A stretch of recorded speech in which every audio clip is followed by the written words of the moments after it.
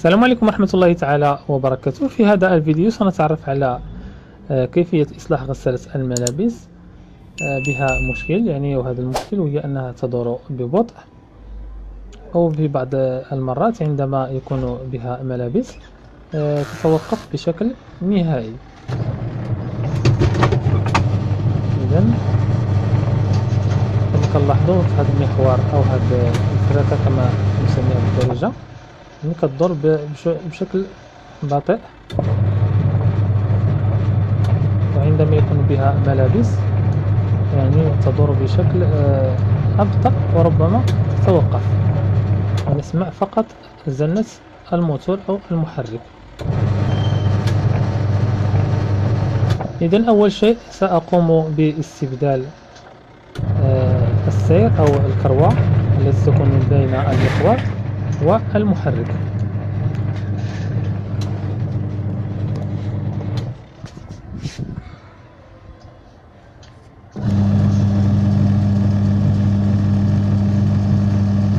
إذن هذا هو السير الذي يكون بين المحور والمحرك، ويبدو أنه مرخوف قليلا. سأقوم باستبداله وأشغله.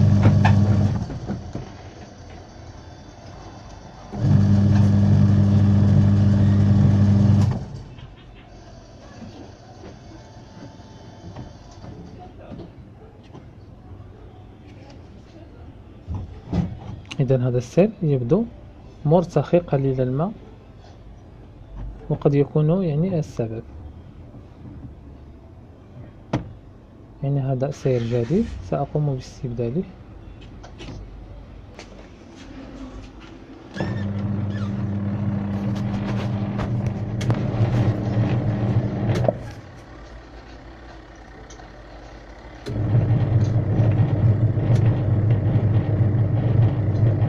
إذن رغم استبدال السير فحركة المحور تبدو بطيئة، وهذا المحور يمكننا توقيفه باليد، ومن هنا نستنتج بأن هذا المحور فهو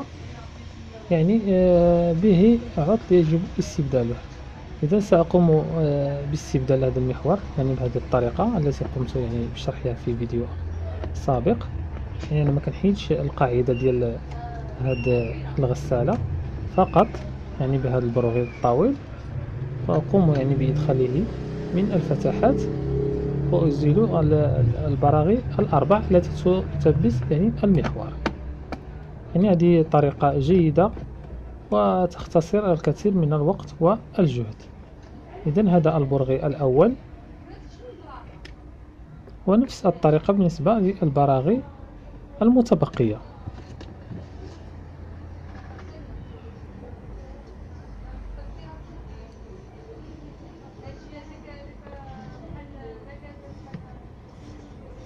غالبا هذه المحاور تكون هي السبب وراء ضعف دوران أو ضعف في غسل الملابس.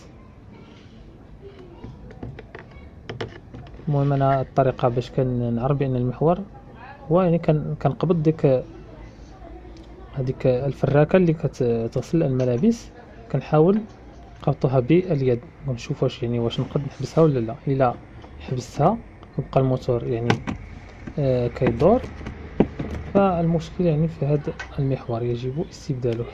غالبا يتلف هذا المحور بسبب تسرب الماء إلى داخله.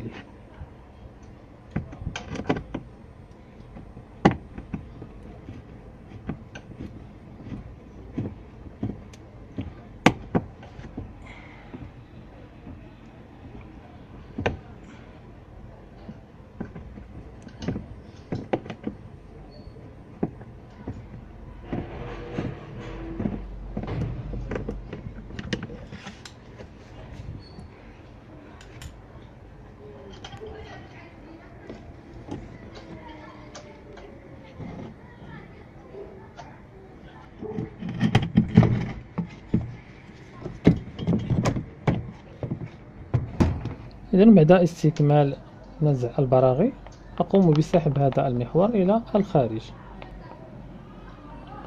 إذا كما كنلاحظوا يعني هذا الجو هذا بالمحور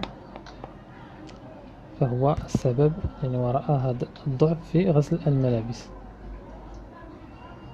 إذا سأقوم باستبداله بهذا المحور الجديد كما نلاحظ يعني ما كنلقاوش الجو في هذا اللاكس.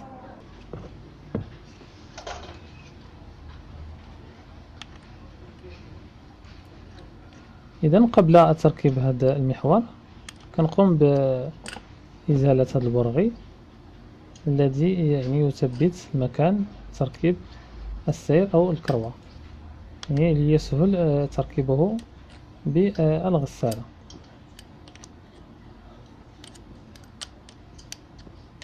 يعني ملي كنزولو هاد القطعة يمكننا يعني أن نقوم بإحكام البراغي بشكل جيد.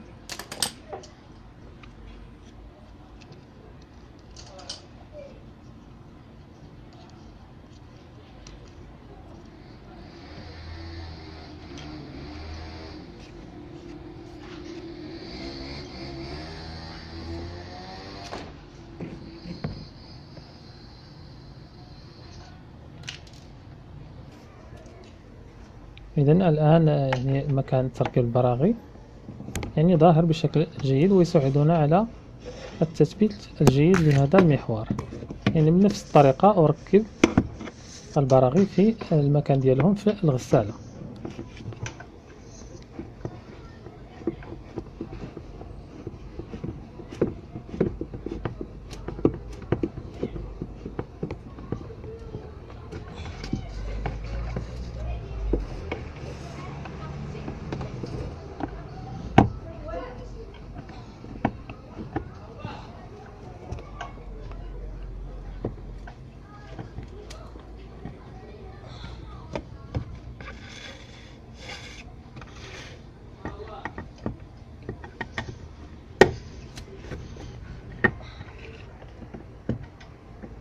كل ما كان الإحكام جيد لهذا البراغي فهو يمنع من تسرب الماء إلى هذا المحور.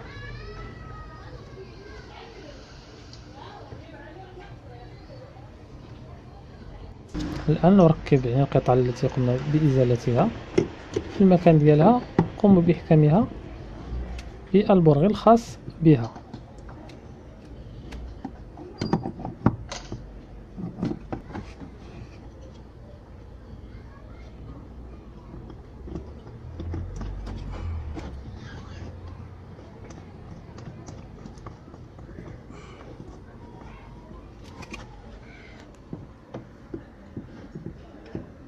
إذن الآن بعد تثبيت المحور في مكانه أقوم بتركيب السير أو الكروة كما كنسميوها بالدارجة العامية في المكان ديالها. في حالة كان هذا السير يعني مرخي قليلا يمكنك استبداله برقم أصغر منه أو يمكن سحب المحرك قليلا نحو الوراء.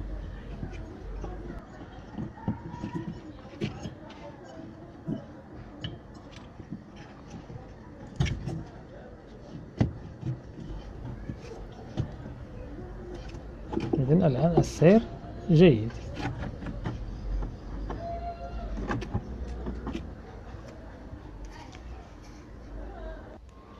نركبوا هاد القطعة البلاستيكية قبل تركيب المحور الخارجي، يعني الفراكة التي تغسل الملابس.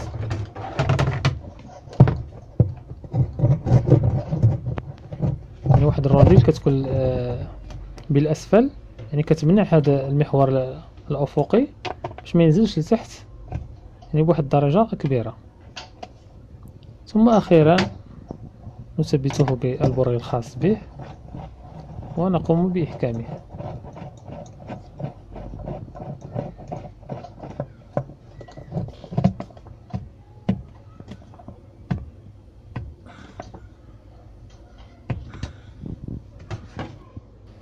ثم هذه القطعة الأخيرة اللي كتغطي لنا داك يعني داك البرغي.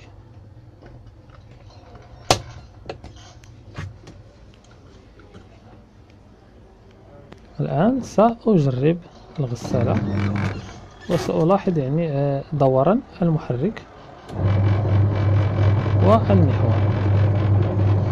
إذن كما نلاحظ الآن المحور يدور بشكل جيد. سأحاول يعني مسكه باليد.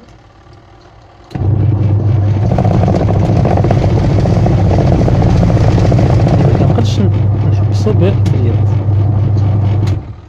يعني العزم ديالو تيكون يعني قوي، وبذلك سيقوم بتدوير الملابس بشكل جيد.